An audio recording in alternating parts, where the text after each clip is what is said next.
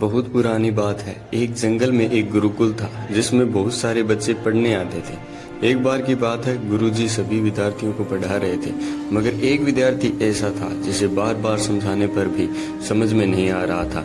गुरुजी को बहुत तेज गुस्सा आया और उन्होंने उस विद्यार्थी से कहा, जरा अपनी हथेली तो दिखाओ।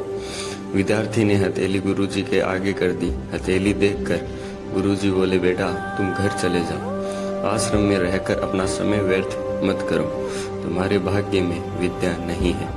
शिष्य ने पूछा, क्यों गुरुजी? गुरुजी ने कहा, तुम्हारे हाथ में विद्या की रेखा नहीं है। गुरुजी ने एक होशियार विद्यार्थी की हथेली उसे दिखाते हुए कहा, यह देखो, यह है विद्या की रेखा, यह तुम्हारे हाथ में नहीं है, इसलिए तुम समय नष्ट मत करो और घर चले जाओ और वहां अपना कोई और काम करो।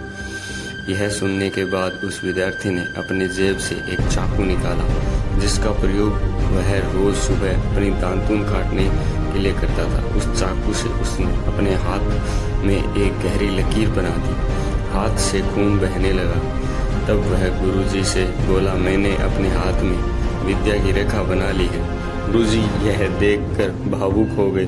उन्होंने उस विद्यार्थी को गले से लगा लिया। गुरुजी बोले, बेटा तुम्हें विद्या सीखने से कोई ताकत नहीं रोक सकती।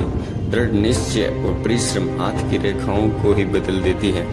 दोस्तों, यह विद्यार्थी आगे चलकर महर्षि पाणिनि के नाम से प्रसिद्ध हुए, जिसने विश्व प्रसिद्ध व्याकरण अध्याष्टमी की रचना की है।